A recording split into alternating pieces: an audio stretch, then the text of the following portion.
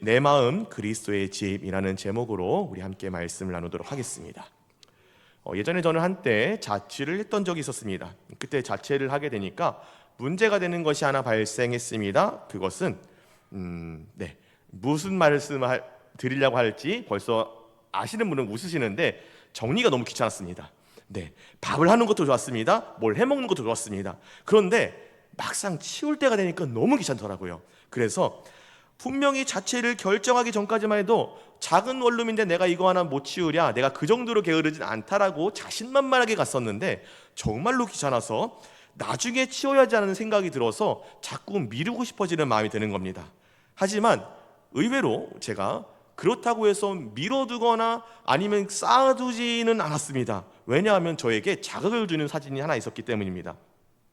사실 저는 스스로 평가하기 꽤나 게으른 사람인데 제가 자취할 때 보게 된 한 장의 사진이 저의 자취 생활을 바꿔놓았습니다. 그거는 어떤 청소업체 사장님이 의뢰받은 원룸을 청소하기 전에 찍은 사진이었습니다. 차마 그 사진은 들고 오지 못하겠고 지금 사진 한번 보여주세요. 이렇게 요새는 쓰레기집 청소를 많이 해주는 업체들이 많이 늘어났습니다. 예전에는 이런 업체들이 없었는데 요새는 원룸들이나 오피스텔을 험하게 쓰시는 분들이 많으신 건지 이렇게 견적을 내서 청소를 해주신다는 분들이 많아지신 것 같아요. 아무튼 간에 제가 이 사진이 나오게 된 그 집의 사진을 자취하기 전에 봤다면 과장이 너무 심하다고 생각했을 거예요. 왜냐하면 제가 쓰던 방을 그렇게 더럽게 쓰는 편이 아니었기 때문에 오죽 자극할 게 필요하면은 저런 식으로 과장을 하냐, 아무리 사람들이 기사를 쓸 때 돈을 벌고 싶어도 사진을 저렇게 과장해서 찍냐, 이렇게 제가 막 욕을 했을 겁니다. 그런데 실제로 살아보니까 자칫 잘못하면 그렇게 되겠더라고요. 그래서 그 사진이 자꾸 눈에 아른거리니까 지금 여기서 내가 이걸 안 치우면 그 집이 내 집이 된다. 그때부터 소름 끼치게 싫어서 청소를 하기 시작했습니다. 그래서 정말 내 방에도 이렇게 쓰레기가 쌓여서 내 힘으로는 청소할 엄두도 안 날 만큼 쌓이기 전에 내가 미리미리 청소해야겠다. 정말 있는 근면함, 없는 근면함을 다 짜내서 근면하게 청소하게 만들었습니다. 적어도 내 방은 그 꼴을 안 만들겠다라는 일념으로 깔끔하게 유지하려고 노력하게 되었던 것 같습니다. 물론 이런 이유에서만이 아니라도 사람이 자기가 사는 환경을 깨끗하게 유지하려고 노력하는 것은 매우 중요합니다.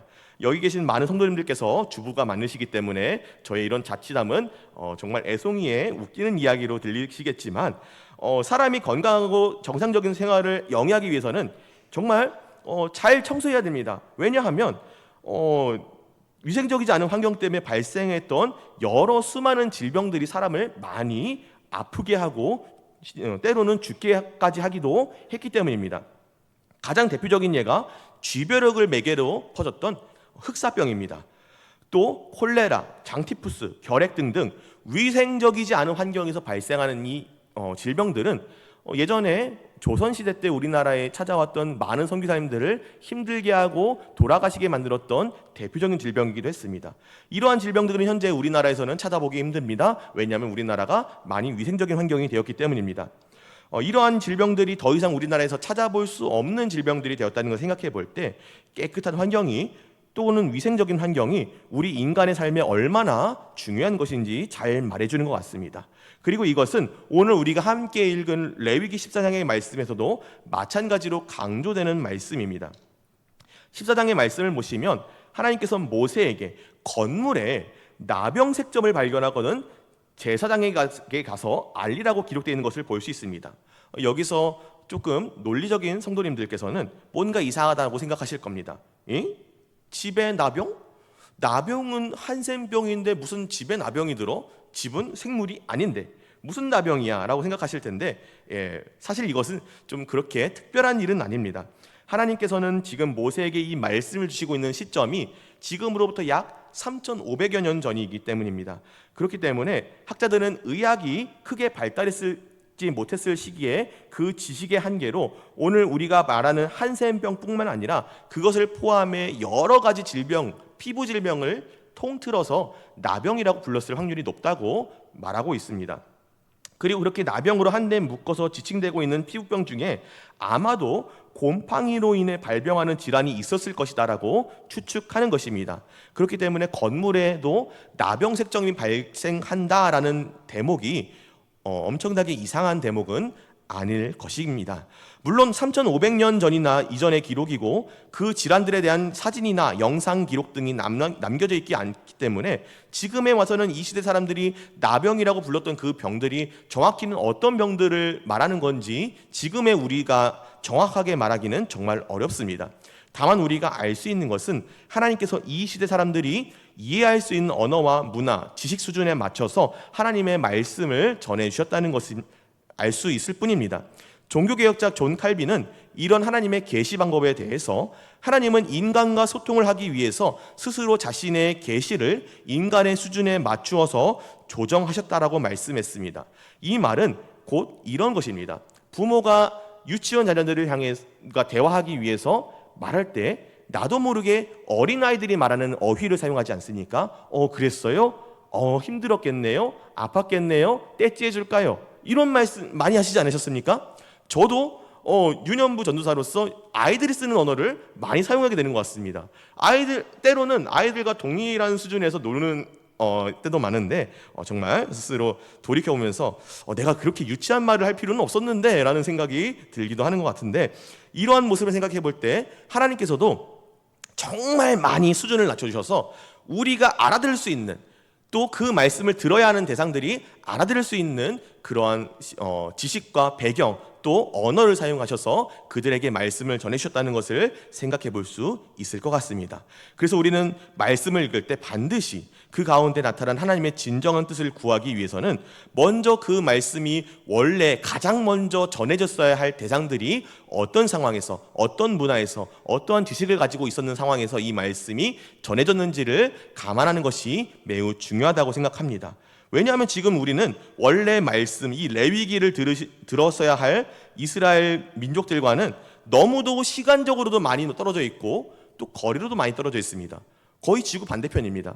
우리 여기서 아무도 유대인들 없습니다. 우리는 다들 한국 사람입니다. 이러므로 우리가 성경을 제대로 이해하기 위해서는 이러한 상황적인 재반 지식이 필요하다는 것을 다시 한번 생각하게 되는 것 같습니다. 그러므로 하나님께서는 시대적 배경상 매우 제한적인 의료 지식을 갖고 있을 수밖에 없었던 이스라엘 백성들에게 하나님의 말씀을 제대로 전하기 위해서 그들이 알아들을 수 있는 언어인 나병이라는 개념을 사용하셔서 그들에게 말씀하신 것 같습니다. 사실 이것은 크게 별다른 일도 아닙니다. 왜냐하면 레위기가 쓰였을 당시보다 훨씬 더 후대의 일인 우리나라 조선시대에도 이러한 비슷한 일이 있었기 때문입니다. 화면 한번 보여주시겠어요? 네. 우리나라 책이 요즘에 나오는 책들입니다. 조선시대의 왕들은 어떻게 병을 고쳤을까? 저 책에 나오는 가장 많은 병은 종기입니다. 또 다른 옆에 있는 책 보세요. 조선, 종기와 사투를 버리다. 그래서 우리나라 왕들이 가장 많이 걸리고 또 우리나라 왕들을 가장 많이 돌아가시게 한 병이 종기였습니다. 그런데 이 종기가 현대 우리가 말하는 종기와는 다른 것이었습니다. 네? 뭐라고요? 네, 맞아요. 왜냐하면 우리가 생각하는 종기는 모낭이 골마서 여기에 부종이 생기고 염증이 생겨가지고 이 통증이 많이 오게 되면 이거를 종기라고 부르지만, 예전에는 그저 신체가 부으면 부울종의 기운 기자에서 그냥 부었다 해서 종기라고 불렀습니다. 그래서 근육과 혈관과 뼈, 또 심지어는 내장에 암이 생겼을 때도 이것을 부으면 그냥 종기다라고 불렀다고 합니다. 이러한 시대적 상황을 생각해 본다면 이스라엘 사람들에게 하나님께서 나병이라는 이 언어를 사용하셔서 그들이 알아들을 수 있는 개념을 사용하셨다는 것은 전혀 이상할 것이 없는 것입니다. 그렇기 때문에 하나님은 어떤 사람의 집에 색점이 나타나면 먼저 집주인이 제사장에게 알리고, 제사장은 그것이 건물에 나타나는 나병의 종류인지 아닌지 그 집의 상태를 면밀히 확인하라고 말씀하신 것입니다. 그리고 제사장이 판단하기에 그 집에 나타난 흔적이 나병의 것과 흡사하다면 그 온 집안의 벽면을 긁어내서 흙을 먼저 성막 부정한 곳을 버리는 자리에 버리도록 지시하도록 했습니다. 정도에 따라서는 그 상태가 심각한 경우에 돌을 빼내서 바꾼다든지 아니면 아예 그 집을 아예 헐어버리고 다시 지어야 할 수도 있었습니다. 그런데 이상하지요? 그러면 이게 그 당시에 집의 청결에 대한 말씀인데 도대체 지금 우리와는 무슨 상관입니까? 전사님, 요즘 곰팡이 났다고 집을 허물고 다시 짓는 사람들이 어디 있습니까? 요즘 같으면은 락스 희석한 거라든지 아니면 곰팡이 전용 세제라든지 칙칙 뿌리면 금방 지지 않습니까? 네, 맞습니다. 맞아요.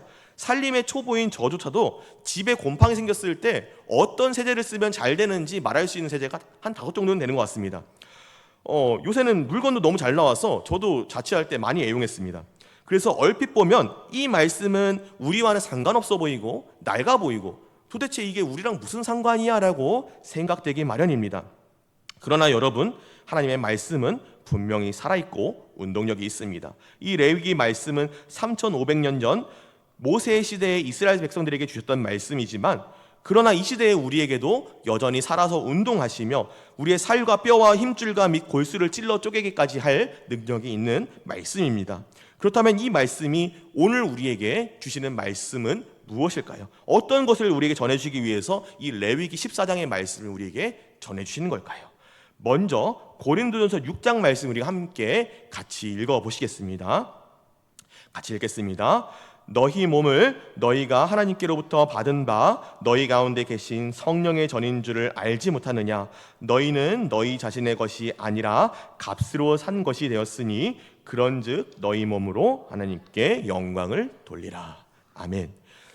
바울 사도는 고린도전서 6장 19절로 20절 말씀을 통해서 고린도 교회 성도들에게 너희 몸은 너희 가운데 계신 성령 하나님의 집이다라고 말하고 있습니다. 이제 우리 몸은 우리 것이 아니라 성령 하나님이 계시는 성전, 다시 말해서 하나님의 집이 된 것입니다. 나는 하나님의 집이 되어서 나 스스로를 하나님 보시기에 정결하게 거룩하게 유지할 필요가 있는 것입니다.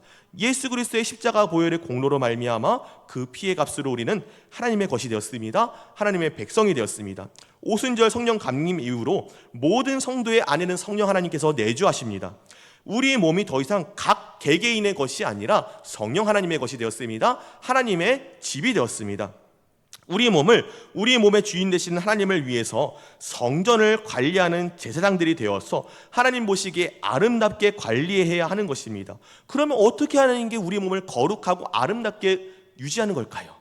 그것은 하나님께서 건물에 나병 증상이 나타났을 때 규례를 통해서 우리 그리스도인 각 사람이 모두 하나님의 성전인 것을 알게 하시고 아름답게 관리하는 방법을 알려주시기 위해서 우리에게 말씀하고 계신다는 것을 우리가 먼저 깨달아야 하는 것입니다.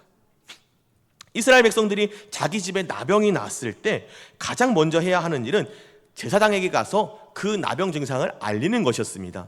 제사장님, 우리 집에 나병 증상이 나타났습니다. 벽면에 혹은 구석에 가구 뒤에 이러한 나병 증상이 나타났습니다. 한번 살펴봐 주십시오. 우리도 마찬가지입니다. 우리 몸이 하나님의 전이기 때문에 우리 몸을 내어 보여드릴 제사장은 우리의 대제사장 되시는 예수 그리스도이십니다. 우리의 마음 가운데에, 우리 몸 가운데에 나병과도 같은 죄의 문제가 발생한다면 우리는 그 죄의 문제를 우리 주 예수 그리스도 앞에 들고 나가야 하는 것입니다. 영원한 대제사장 되시는 예수 그리스도 앞에 들고 나아가서 우리 죄의 문제를 내려놓고 그 앞에 내 죄를 용서해 주시기를 간구해야 하는 것입니다. 이것이 우리가 주님 앞에 올려드려야 할 우리의 회개인 것입니다.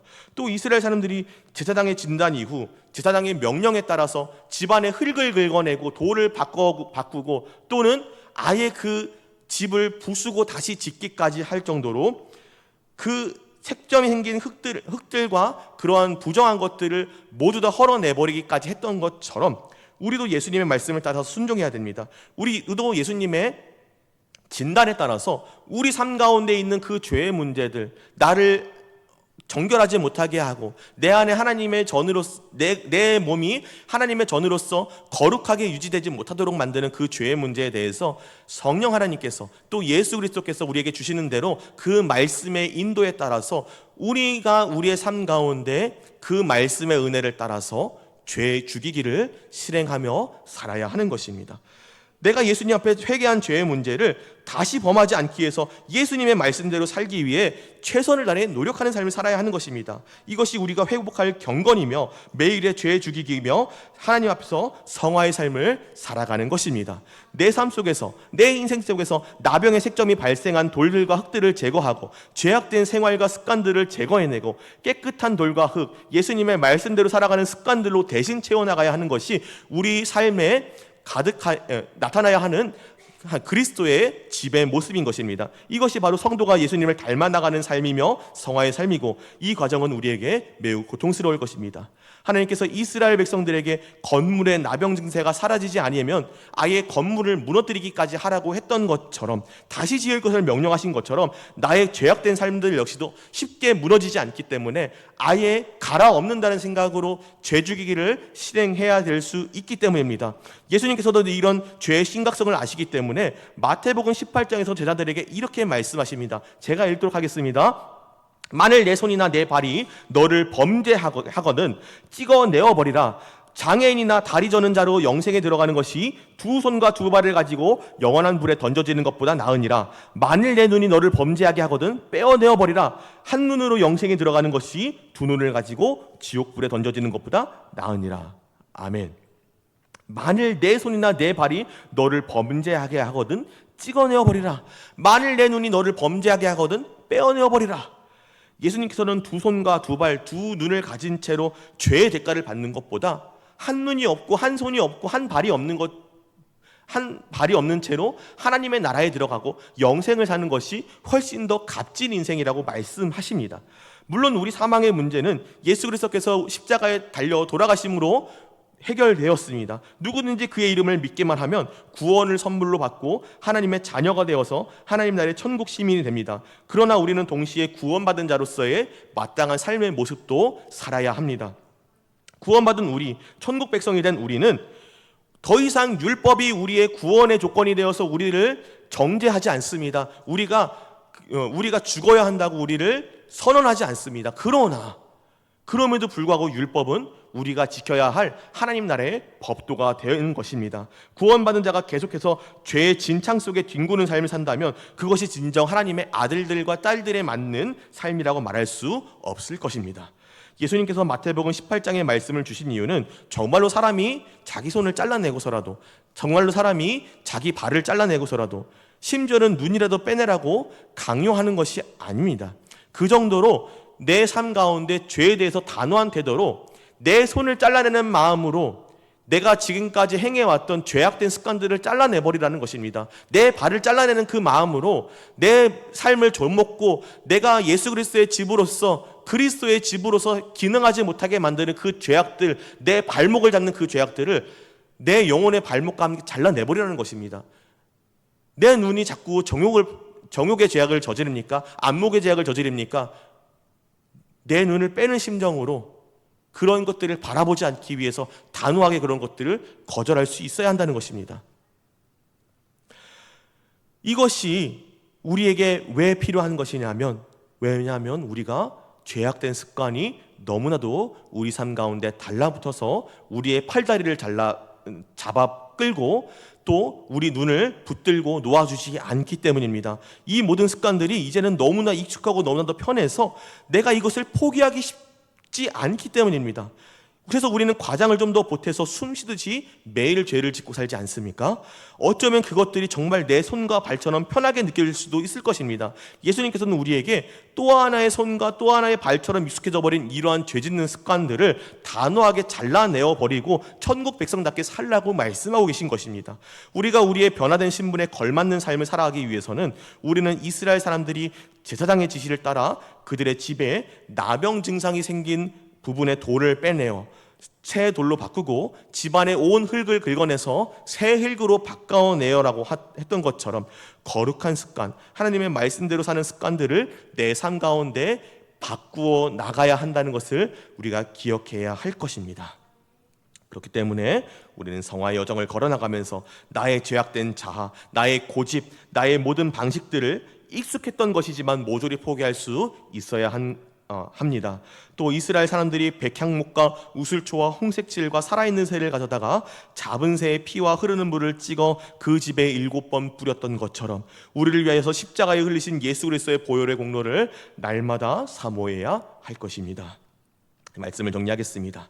로버트 멍어라는 목사님은 당신께서 예수님을 영접하면서 생겼던 자신의 마음의 변화를 이야기의 형식으로 책으로 풀어내셨습니다. 그것이 바로 오늘 말씀의 제목과 동일한 내 마음 그리스도의 집이라는 책입니다.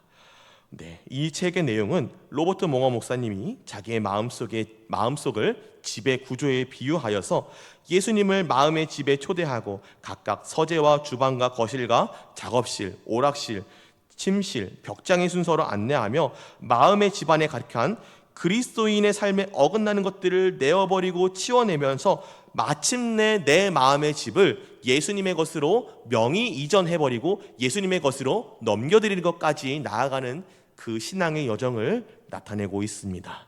그래서 내 마음속에 지어졌던 나만을 위한 왕궁이었던 그 공간을 예수님의 전으로 내어드리는 것까지를 잘 보여주고 있습니다. 사랑하는 성도 여러분, 여러분과 저의 삶의 모습이 이러한 것인 줄 믿습니다. 이미 우리는 우리의 마음의 집을 예수님께 명의 이전한 성도들인 줄 믿습니다. 언제부터요? 내가 예수님을 영접한 그날부터요.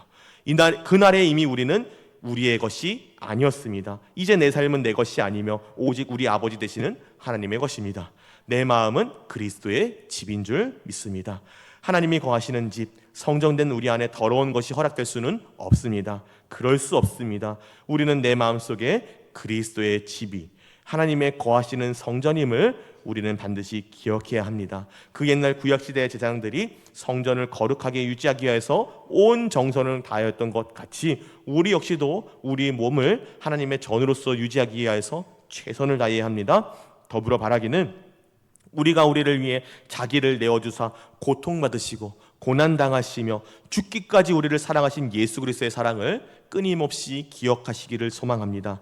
내 마음속에 그리스도의 집, 성령님이 내주하시는 성전인 나의 몸, 나의 삶을 더욱더 거룩하게 가꾸어 나가기 위해서 최선을 다하는 저와 여러분들 되기를 소망합니다. 말씀을 더욱더 가까이 하는 자녀 되기를 소망합니다. 말씀대로 살기 위해서 애쓰고 힘쓰고 노력하는 자녀가 되기를 소망합니다. 그리하여서 참으로 아름다운 하나님 나라의 천국 시민으로서 합당한 왕같은 제사장으로서 인정받는 저와 모든 서울 상강의 성도님들 되시기를 간절히 우리 주의 이름으로 축복합니다.